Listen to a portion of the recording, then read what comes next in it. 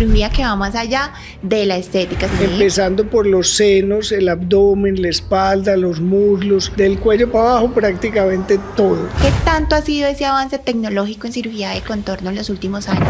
La lipoescultura en todas sus formas, con todas las técnicas, nos ayudan no solo a sacar grasa, sino a moldear mucho la figura, a esculpir la figura y a pegar la piel. Esta cirugía tiene sus riesgos en personas que tienen la historia de subir y bajar de peso.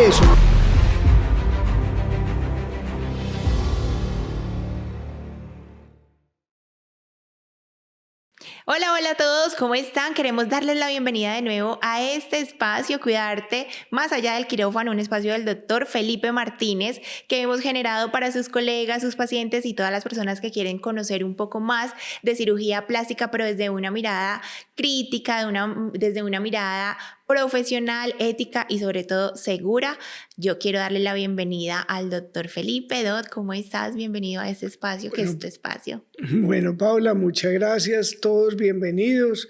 Me alegra que estén aquí y esperamos ayudarles en todas sus dudas, preguntas, cualquier cosa que deseen. Así es, Dot. Por eso hoy vamos a estar hablando de un tema súper importante y a mí particularmente me encanta y es cirugía de contorno, porque esta es una cirugía que va más allá de la estética, ¿cierto? Vamos a estar aclarando dudas, inquietudes, dando pues información de valor y también hablando un poquito de esos retos a los que se enfrentan las personas que se someten a la cirugía de contorno. Entonces yo quiero que empecemos por hablar, Dot, ¿cuáles son esas cirugías que entran dentro de esa categoría de cirugía de contorno? Paula, la cirugía de contorno implica, como su nombre lo dice, todo lo del contorno corporal.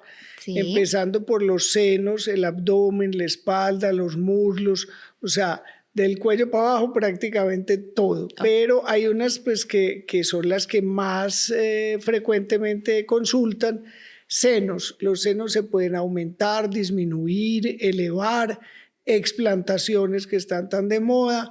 El abdomen se puede hacer abdominoplastia tradicional, se puede hacer una que casi nadie conoce, que es la abdominoplastia inversa, que la cicatriz o la herida es debajo de los senos, se sube la piel, queda muy chévere para ciertos casos cuando tienen la indicación.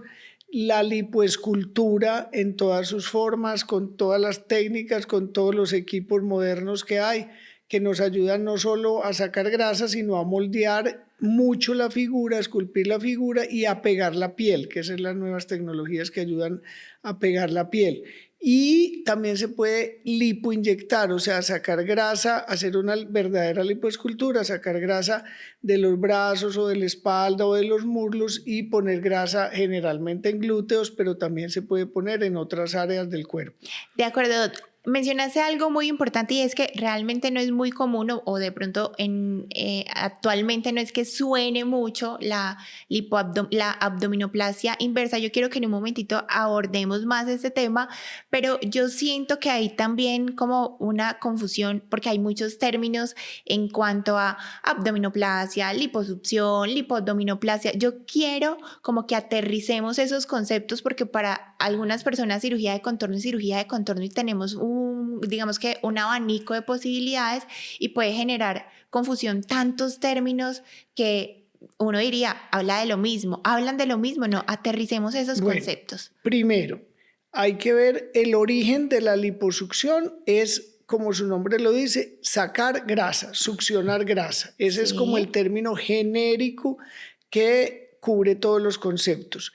Pero hay gente que le pregunta a uno, ¿te hiciste una liposucción? No, yo no me he hecho liposucción, me hice una suave brisa. Ese concepto de suave brisa lo utilizan mucho en consultorios que hacen una pequeña lipo con anestesia local. O sea, cada concepto tiene su origen en una palabra y se inventan a veces términos anexos, pero lipoescultura es moldear con la grasa del cuerpo y se refiere más a sacar en unas partes y meter grasa en otros. Lipoplastia es un término que en cirugía plástica prácticamente nosotros no usamos. Y abdominoplastia sí implica cortar y estirar piel, como las dermolipectomías, porque también se hacen en muslos verticales o horizontales para adelgazar los muslos. También se hace cuando hay exceso de piel en los brazos, también se corta el brazo y se pega nuevamente, pero con menos exceso de piel. También se hacen, por ejemplo, pantorrillas. O sea, hay muchos moldeados del cuerpo, pero muchos de los términos nuevos de grasa se refieren a moldear con grasa, pero por ejemplo, las nuevas técnicas de pegamiento, pues donde se pega la piel, esas técnicas se utilizan radiofrecuencias. Sí. Por ejemplo, el G-Plasma o Renuvio, el Body Tie o equipos enfriados con helio o enfriados con argón.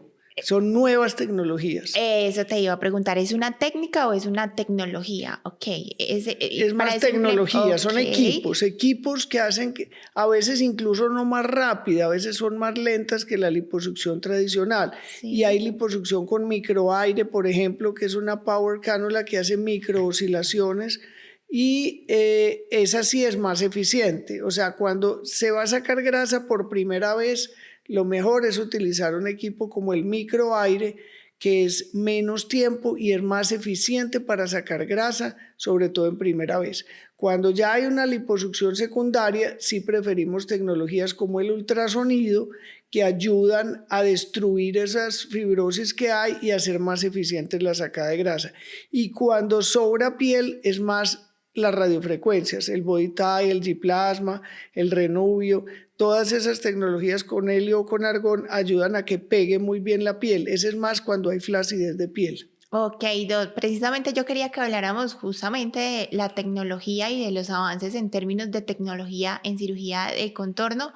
Digamos que ya hay claridad en todo lo que mencionas, pero ¿consideras tú que este avance, digamos, hace cuánto venimos trabajando con esa tecnología a comparación de cómo lo hacíamos de pronto hace 10 años atrás, 15?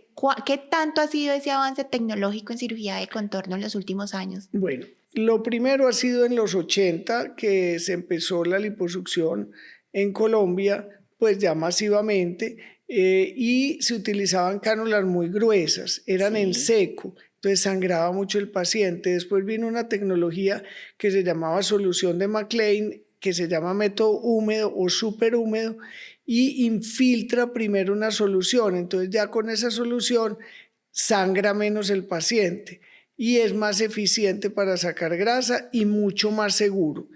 Y acompañado de un avance de anestesia que se llama hipotensión controlada. Entonces mantienen la presión bajita, entonces el sangrado es mucho menor.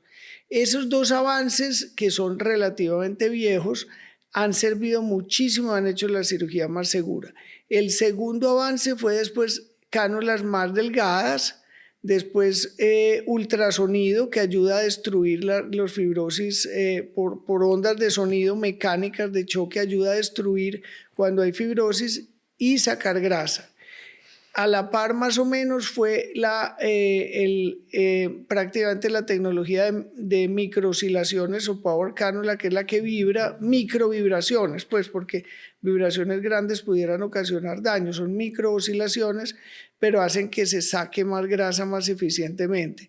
Entonces tuvimos esos dos avances con ondas de sonido que se llaman Baser o Sonoca, que ese es con sonido, y el otro es el microaire Power Cannula o PALM, el equipo también, ese es para sacar. Entonces esos dos son muy eficientes para sacar, sea primario, secundaria o combinado, son muy eficientes para sacar. Y lo nuevo es no para sacar, sino para ayudar a calentar las fibras colágeno y pegar la piel. Ejemplo, en espalda o personas. Por eso le dicen el fin de la abdominoplastia, porque hay unas que cuando sobra mucha piel hay que cortar piel, es para abdominoplastia, que es cortando. Pero cuando no sobra tanta piel y uno, ¿será que le hago una lipo? Ese paciente que le sobra un poquito de piel, para evitar la cortada y no le sobra tanta piel, se puede hacer esas tecnologías en abdomen o en espalda que ayudan a pegar la piel. No son más rápidas. De hecho, le aumentan un 10, un 15% más de tiempo de la cirugía, pero ayudan a pegar piel. Entonces el paciente, el beneficio es que muchas ya no van a tener una cicatriz de abdominoplastia. Ok, Dot, mira, estamos hablando de extraer, cuando estamos hablando de la grasa, ahí me surge también una duda, ¿qué pasa con esa grasa que se extrae? Porque sabemos pues que hay ese tema de lipotransferencia. ¿Es común o es normal que a todas las pacientes que se les extrae se le haga esa transferencia o no necesariamente? Ahora, también hay una duda enorme, es toda la grasa que extrae, si es una paciente que si quiere hacer lipotransferencia, toda la grasa que se extrae se puede transferir, toda es transferible. Bueno, lo primero es, cuando se requiere moldear, inyectar grasa en unas partes, sea en la cara, sea en el mentón, sea en alguna depresión, sea en los senos que también se puede inyectar grasa, sea en el glúteo que se inyecta grasa. Esa grasa no es cualquier grasa que se saque, es decir, la grasa cuando se saca con sonoca o con Basser sale muy destruida la membrana del adipocito, es decir, estamos hablando de un verdadero trasplante de células vivas, porque nada nos ganaríamos con que trasplantemos grasa, que aceite pues con grasa destruida. No, estos son células que tienen la membrana viva y de la que se inyecta un porcentaje se muere. Ok. De 1 litro que se saca, solamente digamos un 40, un 50, un 60%, depende de la técnica, sirve. La que se saca con Basser o sonoca, pues es muy destruida porque esa es la que se saca con ondas de sonido y rompen las membranas celulares. Entonces, es mejor sacarla con microaire o con cánulas normales para que esas membranas estén íntegras. Y uno la pone a reposar y ella misma se decanta, parte es un líquido, parte es sangre, parte es aceite y un porcentaje, digamos 40, 50, 60% o 70% de acuerdo a la técnica, sirve para trasplantar. Y esa se puede en algunos casos centrifugar para que se le saque el líquido y quede más concentrada. Entonces, esas técnicas de decantar o de centrifugar la grasa seleccionan la mejor grasa posible y la técnica con que se sacó, no sé si está muy complicado, o sea, cuenta la técnica con que se saca. Correcto. Y la grasa que se saca no toda sirve. Okay. La grasa que sirve sí se inyecta y se deben inyectar también con una técnica precisa, túneles delgaditos y donde tenga, porque eso son células vivas, necesitan oxígeno. Entonces, el trasplante nuevo de grasa necesita oxígeno. Entonces, algunas no logran oxigenarse bien y no sobreviven, pero sobrevive un gran porcentaje de la grasa que se inyecta. Allí es cuando hablamos de que se menciona que toda la grasa que es transferida no queda en la zona, sino que hay como un proceso de absorción, diríamos nosotros. Entonces, digamos que el posoperatorio inmediato se ve un volumen y por lo general no es el mismo volumen que se conserva a lo largo de la recuperación y ya el resultado final del paciente, es lo que quieres decir también. Sí. Por decir algo, el 60% puede sobrevivir. Sí. Sobreviven esas células adipocitas y una vez pasa ese periodo ya quedan para toda la vida. Okay. O sea, ya sobreviven y por eso el método no se desacredita en el sentido de que esas células sí sobreviven, sí duran. Es decir, por ejemplo, en grasa en la cara, que se inyecta en depresiones, sobrevive esa grasa. Okay. En cambio, el ácido hialurónico, que es muy bueno, pero solo dura 1 año, 2 años pues, en el sitio. Esto ya cuando sobrevive, ya quedan de por vida. Dot, y otra duda con respecto a la grasa transferida, como para que vayamos cerrando allí ese espacio. ¿Qué tan cierto es, o tal vez es un mito, tú lo vas a aclarar, que por lo general cuando por ejemplo, la pones en el glúteo, esa grasa tiende a parecerse o digamos que visiblemente pareciera como fibrosis? ¿Qué tan cierto es? Porque a veces uno escucha a algunas personas dicen, no, yo no quiero que me la inyecten en el glúteo porque yo no quiero que el glúteo me quede como poroso, como con bolas. ¿Qué tan cierto es esto? Bueno, no. Normalmente donde más fibrosis se da secundario a la sacada de la grasa es en abdomen. Okay. Y si es por secundaria o terciaria, tiende mucha tendencia a ser, o sea, con segunda o tercera vez tiene tendencia a ser sobre todo en abdomen. Okay. En espalda no hay prácticamente esa tendencia. Y en la lipoinyección no hay. De hecho, antes esto sirve para mejorar celulitis. Cuando hay muchas depresiones, con un catéter y una jeringa de a 1 centímetro, de 2 centímetros, de a 3 centímetros, podemos ir llenando un poquito de esas irregularidades. Y el resto de la grasa normalmente se coloca más profundo, Sí. que se distribuye en forma más pareja. O sea, no hay tendencia a hacer ondulaciones o a hacer bolas en lipoinyección glútea. Ok, Dot, nosotros siempre hablamos de los temores en cirugía, estuvimos hablando cuando hablamos del tema de cirugía facial, hablamos de los temores y yo creo que hay uno en el que coincidimos en todas las cirugías y es las cicatrices. Vamos a hablar de las cicatrices en cirugía corporal. Uno de los mayores temores en las pacientes, por ejemplo, si estamos hablando de una abdominoplastia, entonces sabemos que es una cicatriz más bien extensa y de repente está la paciente que tiene miedo a no poder volver a ponerse, un bikini, por ejemplo. ¿Cómo es ese tema de los temores con las cicatrices en cirugía corporal? Bueno, lo primero es que las cicatrices siempre van a existir cuando uno corta piel. Correcto. Entonces, las hacemos de acuerdo a unos pliegues naturales, que hay un mapa de la piel para que las cicatrices acompañen esos pliegues naturales. Es decir, una cicatriz en la frente vertical la puede suturar el mejor cirujano plástico del mundo, pero se va a notar. Total. Y una cicatriz horizontal se va a perder. Entonces, acompañar esos pliegues naturales cuando hacemos las incisiones. Sí. Las de lipo son pequeñitas, pero las hacemos en naturales o las hacemos debajo del pliegue de los senos o las hacemos en la parte baja del abdomen, pequeñitas, horizontales. Esas cicatrices en general son de menos de 1 centímetro y se pierden. Dot, antes de que avances allí, en la liposucción, ¿los abordajes, los puntos de abordaje siempre son los mismos en todas las pacientes o varía dependiendo de la paciente?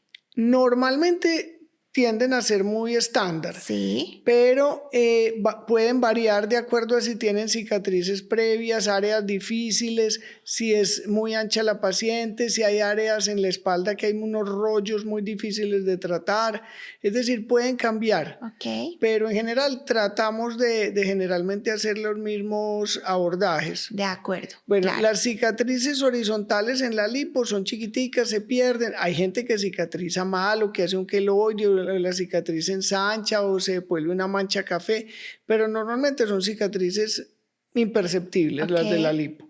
En la abdominoplastia, que es una cicatriz larga, ancha, de lado a lado, esa bregamos a hacerla primero con el tipo de bikini que use la paciente. Hay personas que usan bikini muy alto, otras más bajito, entonces a veces les pedimos que lleven su propio bikini para hacerla ahí.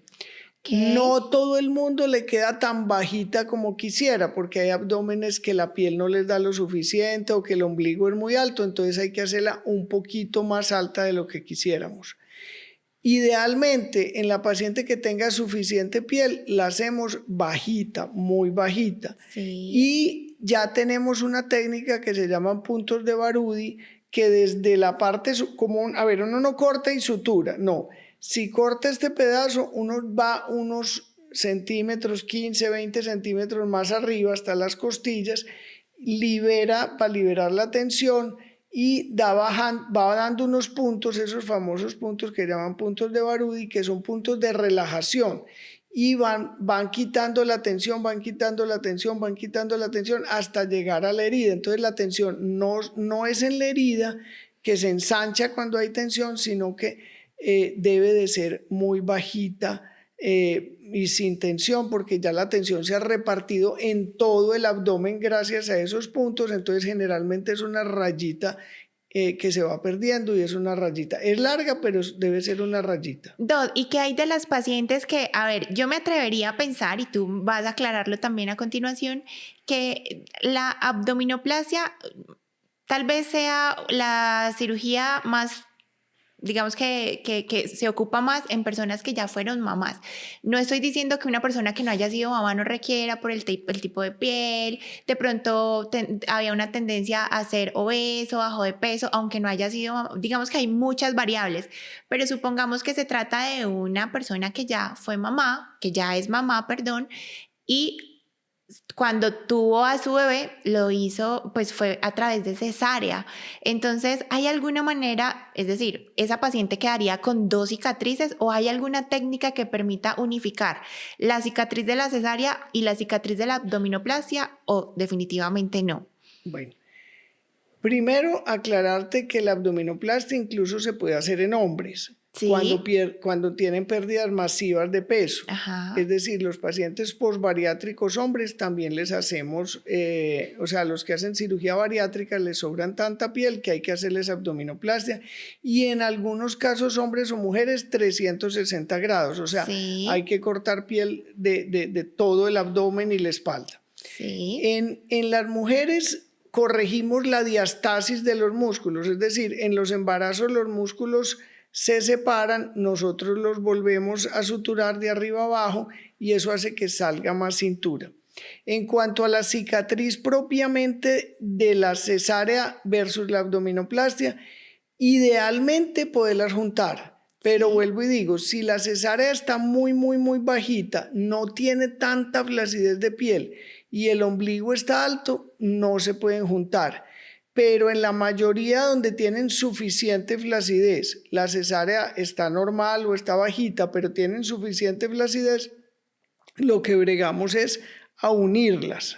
En las pocas pacientes donde el caso se da que la cicatriz sea de cesárea sea muy bajita, el ombligo muy alto y no tienen tanta piel, le pueden quedar dos cicatrices que se pueden unir más adelante o volver a bajar la cicatriz. De acuerdo, está claro. Entonces, ahora sí, vamos a hablar un poquito de esa, digamos, mencionaste hace un momento, abdominoplastia inversa. No es muy común escucharla. Creo que tampoco es muy común que lo hagan todos los cirujanos plásticos. Entonces, cuéntanos un poquito. Entiendo que también lo puedes, digamos que se puede hacer combinado con la cirugía de senos y puede ser una alternativa para que sea también una única cicatriz. Cuéntanos un poquito. Bueno, yo estoy familiarizado porque en Cuba la hacíamos, o sea, Sí. hace 25 años yo hacía abdominoplastias inversas y muchos colegas aquí la conocen, pero les da susto hacerla.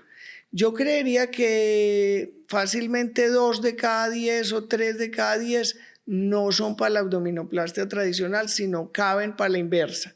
La inversa tiene muchas ventajas. Ujú. La primera, el posoperatorio de la tradicional implica que la persona esté agachada 2, 3 semanas.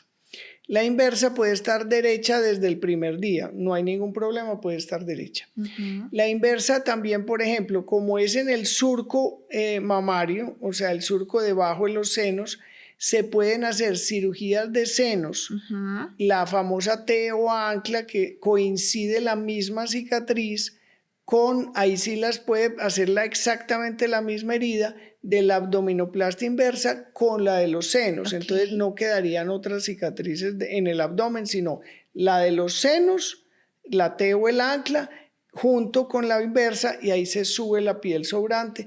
Queda el ombligo, también tiene otra ventaja, que el ombligo es el mismo, queda más bonito porque queda vertical, queda bonito, sí. pero no queda cicatriz en el abdomen. Entonces, Ujú. la inversa es una gran alternativa para 2 de cada 10 o 3 de cada 10 que serían en muchas manos para abdominoplastia tradicional, ideal, inversa. Y ahora que mencionas el tema del ombligo, ese es otro de los grandes temores, sobre todo en abdominoplastia.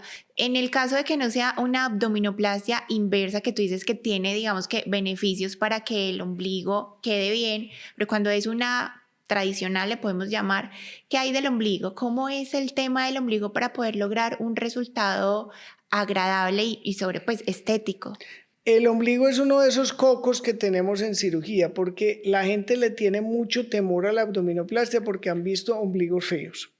En ombligos a veces hay que corregir hernias, por ejemplo, que conjuntamente están en el ombligo, se llaman hernias umbilicales, y Ujú, los ombligos no pueden ser ni muy grandes porque quedan feos o muy chiquitos porque se cierran y quedan feos. Entonces ujú. el ombligo se debe hacer o en forma de rombo, o en forma de corazón o en forma ovalado, y ese ombligo con unas proporciones que tienen, ha cambiado muchísimo. Los ombligos de las abdominoplastias de hace 20 años eran bastante feos. Los Ujú. ombligos de las abdominoplastias de hoy son muy bonitos, quedan muy naturales y quedan realmente que prácticamente no se nota que la persona se hizo una abdominoplastia. Y es casi como el sello del cirujano Sí, plástico. es ¿Cierto? como la firma. Bueno, Dot, hablemos también de esa preparación que debe tener una paciente que está pensando en someterse. A ver, entiendo que como son varias cirugías, ¿cuáles son esos cuidados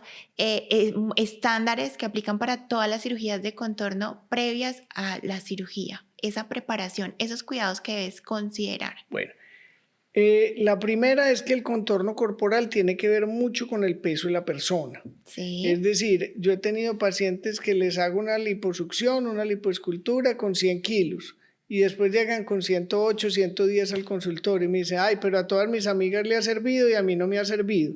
Pues realmente es que también hay que cuidarse. O sea, la lipoescultura saca grasa localizada, pero no es un permiso para comer todo lo que quieran. Correcto. Y se sube de peso y se pierde la cirugía. Por eso hay gente que dice, no, pero es que está muy bien a los primeros 6 meses y después al año, 2 años se engordan. Es decir, esta cirugía tiene sus riesgos en personas que tienen la historia de subir y bajar de peso. No es lo mismo una persona que mantiene su peso, así sea, pues que tenga un sobrepeso importante, pero lo mantiene. O sea, el que pesa 100 kilos se mantiene 100 kilos. Usted le hace la lipoescultura y la forma queda. Sí. Pero si usted sube de peso, se pierde la cirugía. Correcto. Antes de que tú te sometas a la cirugía, hay algunas consideraciones a tener en cuenta. Por ejemplo, ya que lo mencionas, el tema del peso. Si yo sé que me voy a hacer una abdominoplastia, por ejemplo, de repente a mí se me ocurre pensar que yo debería estar en mi peso ideal, el peso en el que quiero estar. Obviamente después de la cirugía hay una tendencia a bajar de peso, aunque no sea el objetivo, ¿cierto? Está claro.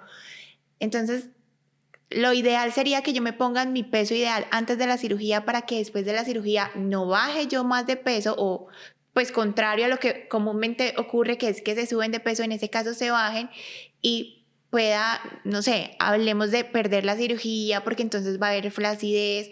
A este tipo de cuidados o a ese tipo de preparaciones que me refiero, ¿cuáles son esas consideraciones a tener en cuenta antes de la cirugía? Bueno, lo primero es que las personas deben de evitar el subir y bajar de peso. Correcto. Las dietas yo-yo, que bajas 8 kilos, subir 10 kilos, volvés a bajar 6 o 7 y subís 10 o 11 o 12.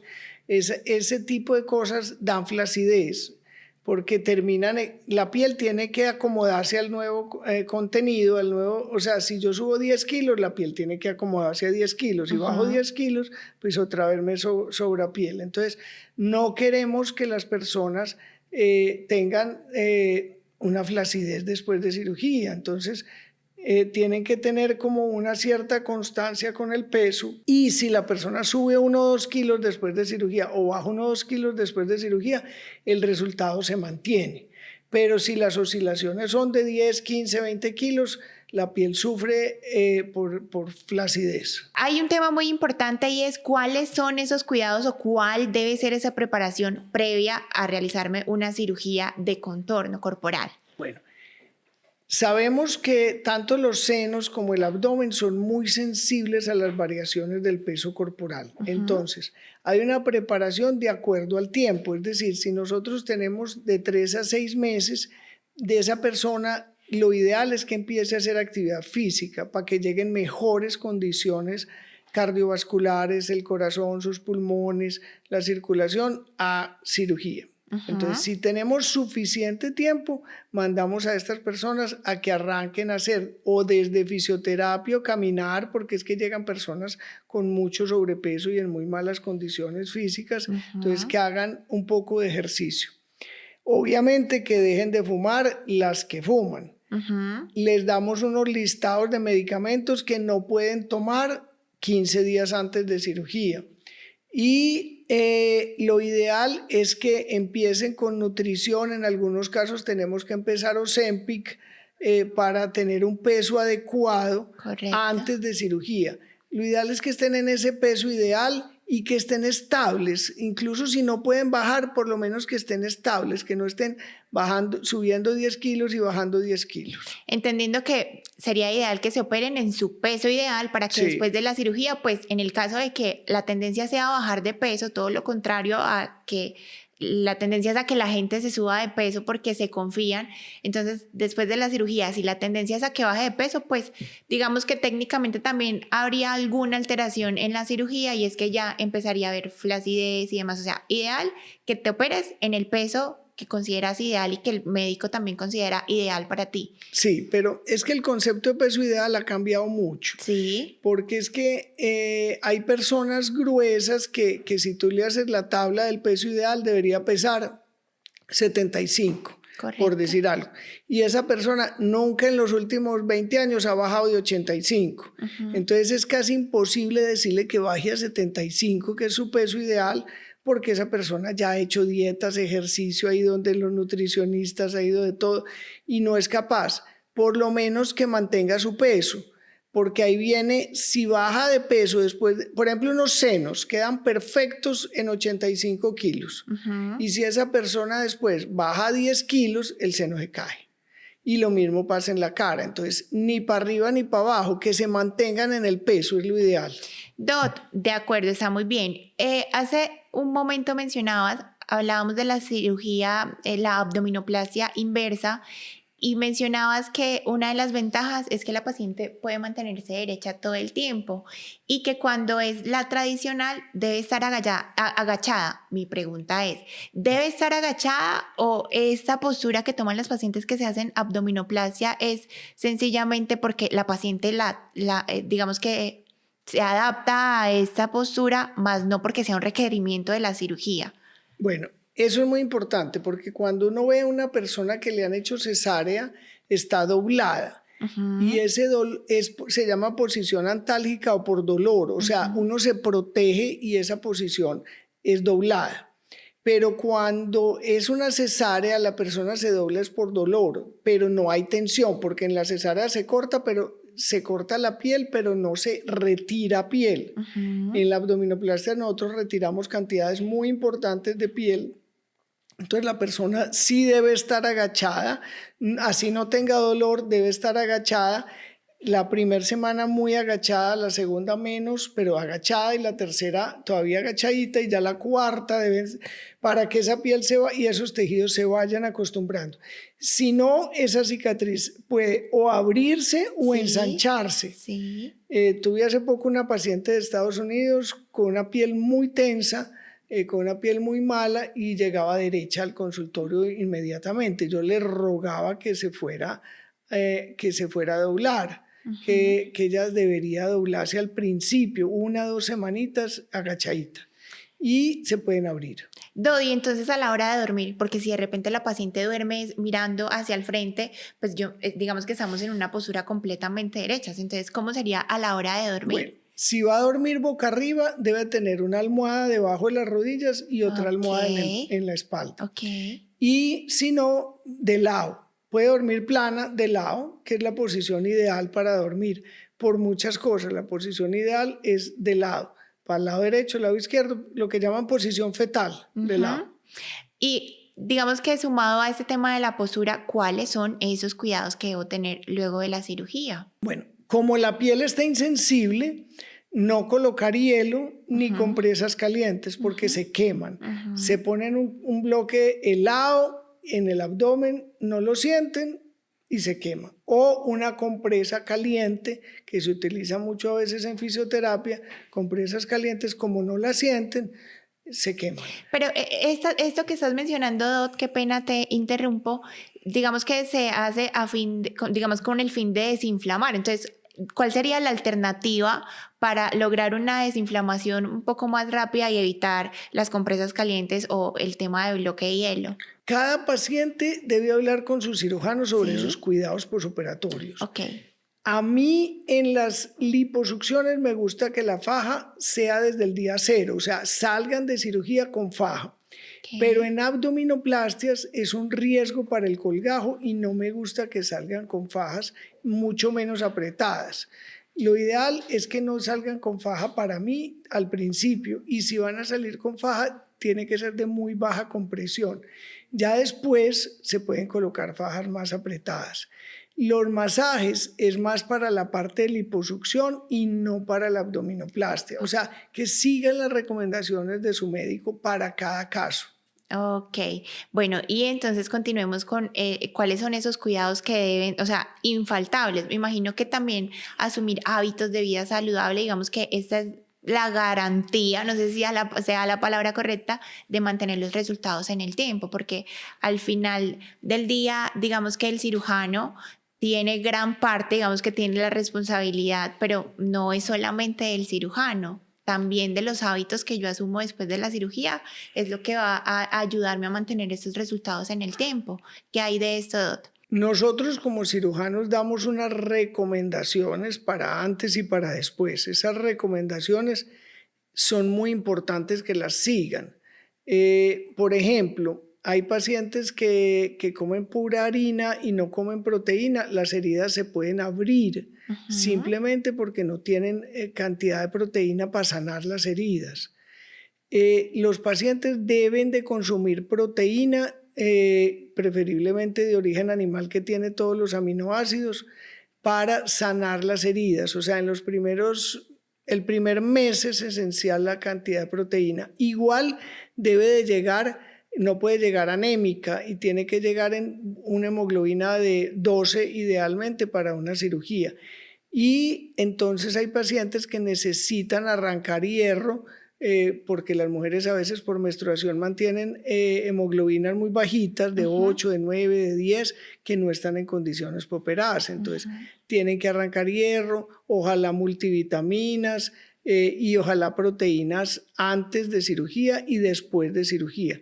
Eso en cuanto a alimentación. En cuanto Sí. a peso, sostener el peso, o si es del caso bajar de peso cuando se recomiende, antes y después. Y en muchos casos hay que bajar es antes para que la piel que sobre no vaya a volver a sobrar. O sea, un seno, como te dije, es muy sensible al peso. O sea, Ujú. si una persona baja 10 kilos, vuelve y se cae. Ok, Entonces, que no baje de peso. Que baje lo que vaya a bajar antes, pero no es después. correcto. Ujú. Dot, otra de las preguntas más frecuentes que pueden haber los pacientes, me imagino, en consulta es, digamos, el tiempo de recuperación es muy variable, ¿cierto? Pero más o menos, digamos, ¿cuál sería como el tiempo promedio de la recuperación de estas cirugías? Y la pregunta que te quería hacer es, las pacientes llegan como con la duda de en cuánto tiempo puedo volver a puedo hacer ejercicio, en cuánto tiempo puedo volver a mi vida habitual o tener actividad física. Bueno, depende de la cirugía. Por Sí. ejemplo, una liposucción tradicional sola, una lipoescultura, yo les digo que arranquen lo más pronto posible porque nos evitan fibrosis, evitan adherencias, no hay heridas que se abran. Antes ayuda a la recuperación una reincorporación precoz al ejercicio. Ujú. En cambio, una abdominoplastia no debía hacer ejercicio por lo menos en un mes, es lo ideal. Obviamente deben hacer caminaditas cortas para evitar tromboembolismos o Ujú. complicaciones por quietud, pero no deben hacer actividad física. Lo mismo en senos. No hacer nada de cabina o de pecho en el gimnasio por ahí por 2 meses. Ujú. Obviamente, si es senos, pueden hacer caminatas desde muy precoz o hacer pierna o abdomen muy precoz, o sea, de Ujú. acuerdo a la zona intervenir, pero por ejemplo cuando son senos y abdomen al tiempo, ojalá un mes sin hacer ejercicio. De acuerdo, Dot. Dot, una pregunta muy importante y es los hijos. Bueno, ya aclaramos que es una cirugía que la podemos hacer tanto en mujeres como en hombres, pero en el caso puntual de las mujeres, cirugía de contorno es una cirugía ideal después o antes de los hijos.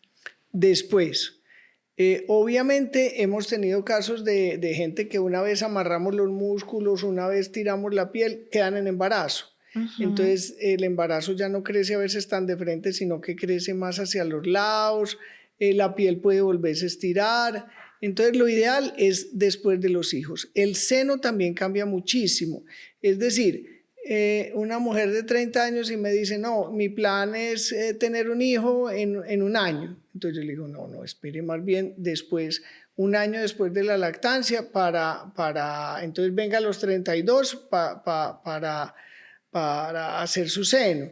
Pero si es una muchacha de 20 años y me dice, sí, algún día puede que tenga hijos, yo le digo, no, operémosla ya y ya veremos después cuando usted tenga los hijos en 8, 10 o 15 años, pues cuando usted quiera tener sus hijos, cómo queda el seno y posiblemente no cambie mucho, pero con la lactancia a veces crece mucho ese tejido y se cae.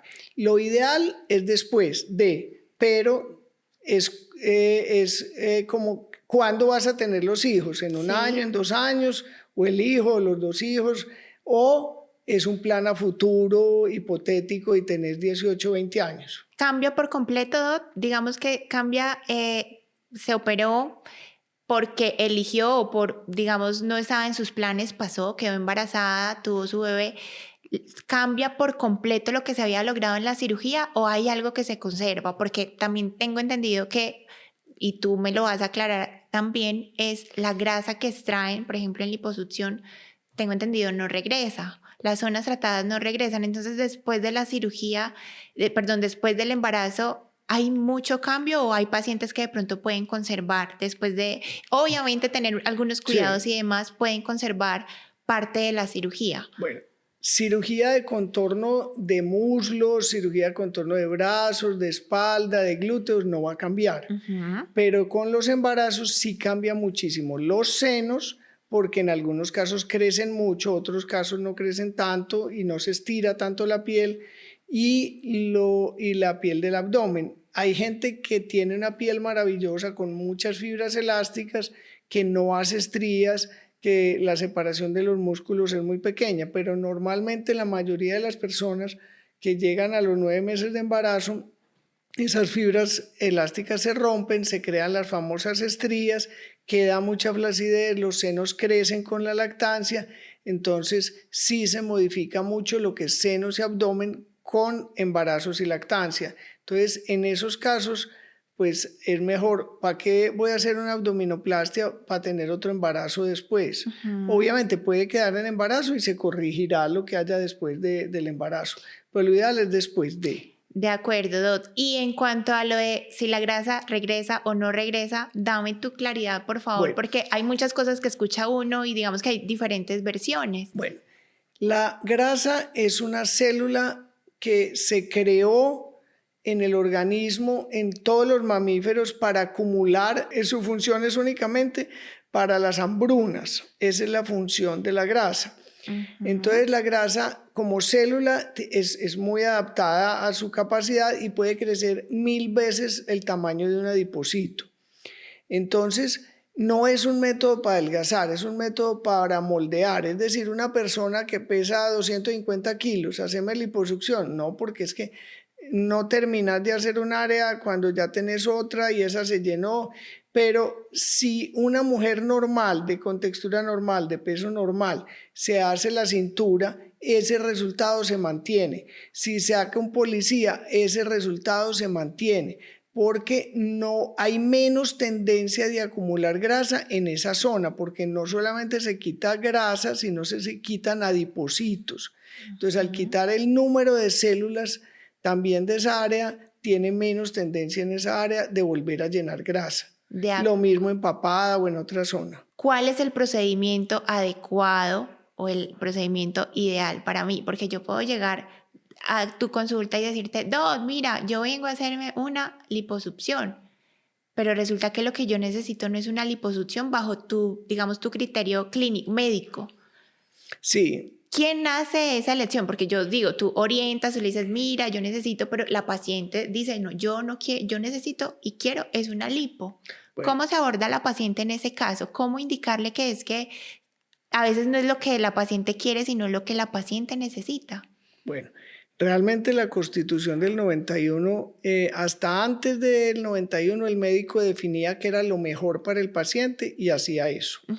Cualquier cirugía se le informaba, pero el que tomaba la decisión era el médico. Después del 91, el paciente elige siendo informado que quiere hacerse. Incluso puede ser no operarse. Ujú. O sea, no necesariamente una de las alternativas es quedarse como está y no hacerse la cirugía. Ujú. Uno le informa, el paciente que dice, yo no quiero la cicatriz acá, le dice uno, vea, es que si yo le voy a sacar grasa por liposucción, por más renubio, G-plasma, por más retracción, por más helio, por más todas las tecnologías, le va a seguir sobrando piel. Ujú. La gente dice, yo elijo que me sobre piel, pero no quiero la cicatriz porque tengo fobia a las cicatrices. Y otra dirá, no, yo prefiero el abdomen plano y templado, así tenga la cicatriz. Entonces Correcto. uno le dice, usted es para abdominoplastia, sí o sí. Si usted consulta a 10 cirujanos, le vamos a decir los 10 que usted es la candidata ideal para retirar piel.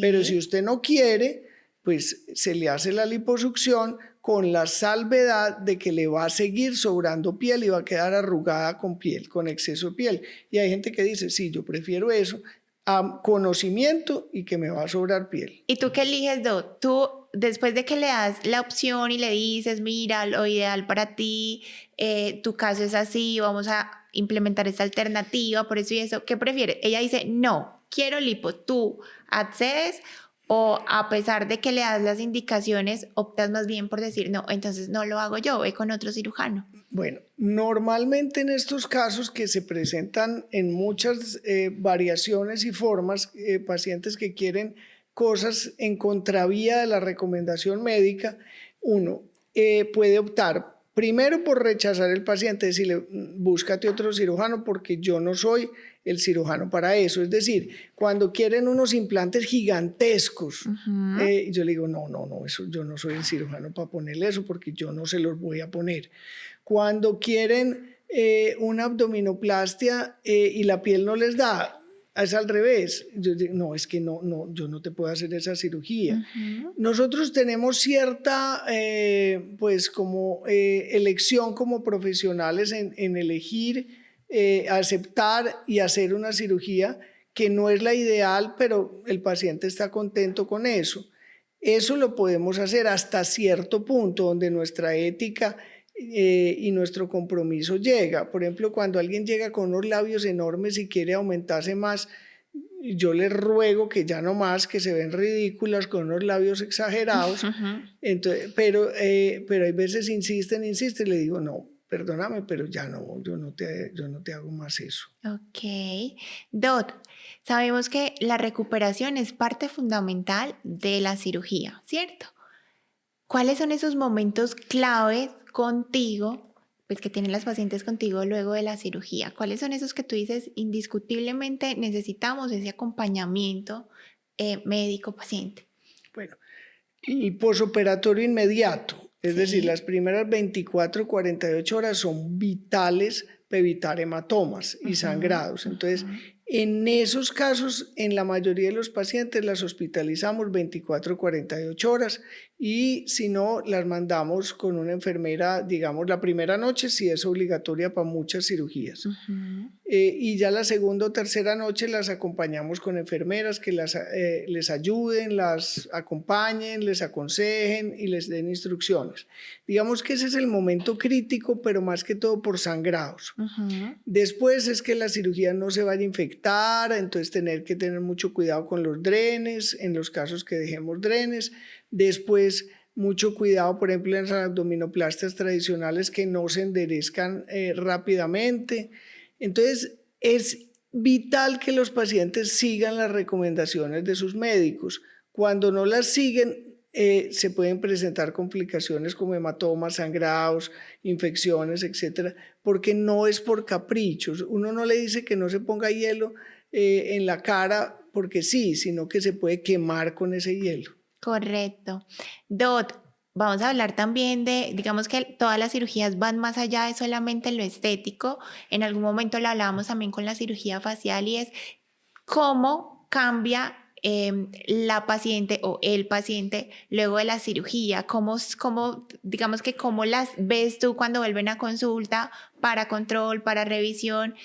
por lo general, ¿cómo es que las logras percibir a ellas en términos más bien como de ánimo, de seguridad, de autoestima, de confianza? ¿Influye o...? No, sí, sí cambian mucho y hay unos casos. Ujú. Por ejemplo, en la cirugía de contorno corporal, las pacientes se notan desde el principio, pues la cintura o los senos más grandes o la nalga más grande o más parados los senos. Entonces, es una cirugía muy reconfortante desde el inicio. Obviamente, por ejemplo, la lipo se demora un poquito por lo hinchada, pero desde el principio se ven mejorías. En la cirugía facial, la gente sí al principio está más afectada, se ve distinta, se ve Sí. rara, a veces se deprimen, aunque la cirugía esté perfecta, y ya después apenas va desinflamando y la familia le está diciendo que está quedando muy bien, las amigas y amigos le dicen que está quedando muy bien, que se ve más joven, que se ve más natural. Entonces, yo sé que hay una etapa a los 8 y 15 días que están aburridas, pero al mes llegan felices Ujú, en la que es cara. Y a veces se ujú, demoran 2 meses porque están hinchadas, pero se demoran un poquito más como en la acomodación. El contorno corporal es más inmediato. O ujú. sea, incluso desde el posoperatorio, una niña que está plancha se mira los senos y ya que queda feliz apenas se ve pues el Inmediato. implante. Dot, y para ti, digamos, ¿cuáles son esos criterios que tú dices? A ver, una cirugía exitosa es aquella que queda bien, ¿cierto? Digamos, no, hubo una recuperación tranquila, no hubo riesgos durante el ejercicio quirúrgico y demás. Pero para ti, ¿cuál sería la cirugía, digamos, una cirugía exitosa para ti? ¿Cuáles son los criterios que tú dices, no, ese es un súper caso de éxito mío? Está en primer lugar en la satisfacción del paciente. O Sí, sea, independientemente del resultado perfecto, más regular, que el paciente quede contento, ya es una cirugía exitosa, sí. porque eso es lo que buscamos. Nosotros no solo operamos narices o párpados, sino la autopercepción. Es decir, un párpado caído y la persona se ve más rejuvenecida, queda contenta y eso le da una satisfacción muy inmediata al paciente. Entonces, ese es un resultado satisfactorio. El segundo es la percepción mía. Yo puedo decir que la nariz quedó perfecta, que me encantó, y el paciente no quedar tan contento, pero la cirugía yo digo, pero si está perfecta, y le muestro a los colegas, y me dicen, la nariz te quedó perfecta, y la paciente no, pues aburrida porque la quería muchísimo más respingada, Sí. muchísimo más alta, aunque no es tan bonita, pero ella la quería así. Ujú. Entonces, ese resultado entre lo que el paciente quiere y lo que le podemos ofrecer es muy importante entender la consulta prequirúrgica, qué es lo que quiere el paciente. Por ejemplo, unos senos grandes. Le dice, señora, ¿quiere unos senos grandes? Yo creo que se los puse muy grandes y a veces quieren todavía más grandes. Y así se vean ridículas para la espalda, para el cuerpo, querían más grandes. Ujú. Entonces ahí es donde viene el gusto y la aceptación y que la paciente entienda que no todo, pues a veces quieren resultados demasiado dramáticos, sea en la Sí. cara o en los senos o en las nalgas, quieren resultados exagerados, poco naturales. Dot, ¿y tú crees que ha cambiado el concepto de belleza, hablando específicamente de cirugía de contorno? ¿Han cambiado como esos estándares a lo largo de los años o se han mantenido? No, sí, sí han cambiado. Es decir, incluso compañeras mías del colegio con senos grandes se hacían reducciones. Sí, Esas mismas compañeras se hicieron después aumento sí. y hoy se están volviendo a hacer reducciones O explantación. o explantaciones. O Ujú. sea, los ciclos de la moda, el caso clásico de Natalia París, por ejemplo, que ella se puso implantes, era un ícono de la moda, Pamela Anderson, entonces se ponían implantes muy grandes, en Medellín se ponían implantes muy grandes, incluso promedios de 350 centímetros en Colombia, mientras que en el mundo estaban en 150, 200, o sea, Sí. en el mundo se ponían implantes chiquitos y aquí se ponían implantes grandes, Ujú. con promedios muy altos. Esos implantes después se redujeron y hoy se lo están quitando. Pues, o sea, eso tiene que ver mucho con moda, pues. O sea, podemos decir que la tendencia hoy es menos volumen, según lo que mencionas. Exacto, el seno más natural, menos volumen, incluso he operado modelos, con implantes de 120, 140, implantes chiquiticos que simplemente quieren un mínimo realce. Para mujeres altas de pasarela con senos muy, muy pequeños. Bueno, Dot, yo creo que de esa manera vamos como abordando la gran mayoría o gran parte de las dudas, de los temores también en cuanto a la cirugía corporal. No sé si de repente tengas alguna recomendación puntual que quieras hacerle a las personas que están pensando en realizarse una cirugía de contorno, cómo elegir también al cirujano adecuado para la cirugía de contorno, como esas recomendaciones puntuales para que aquellos que están deseosos de realizarse esta cirugía lo tengan en cuenta. Bueno, hay elementos claves en los cuales yo insisto siempre es escoger el cirujano, idealmente miembro de la Sociedad Colombiana de Cirugía Plástica, con experiencia, conocimiento, reconocimiento. Otro elemento, escoger la clínica, porque una buena clínica tiene un buen anestesiólogo, es una garantía de seguridad para la vida del paciente. El otro elemento es que el paciente sea honesto con el cirujano exactamente, mientras más preciso sea, vamos a obtener un resultado más preciso de lo que el paciente quiere. Y sea honesto con todo, incluso si fuma, no negar que fuma porque se puede complicar. Ese es un ejemplo de algo pequeño, pero tienen que ser muy honestos en los medicamentos, en los hábitos y en lo que desean. Bien honestos, bien claros y averiguar bien quién es su médico y dónde lo van a operar. Dot, muchísimas gracias por permitirnos este espacio nuevamente, por permitirnos conocer de tu experiencia, de tu trayectoria, de tu conocimiento y bueno, por estar acá una vez más con nosotros. Bueno, muchas saludes a ustedes y con muchísimo gusto. Y a ustedes muchísimas gracias por acompañarnos en este nuevo episodio. Recuerden que por acá nos vamos a seguir viendo. Les extendemos la invitación a que si aún no han visto nuestros episodios anteriores, vayan, no se los pierdan. Hay información súper importante. Hemos hablado de cirugía facial, hemos hablado de cirugía de contorno, hemos hablado de calidad y calidez en salud para que también lo tengan súper en cuenta.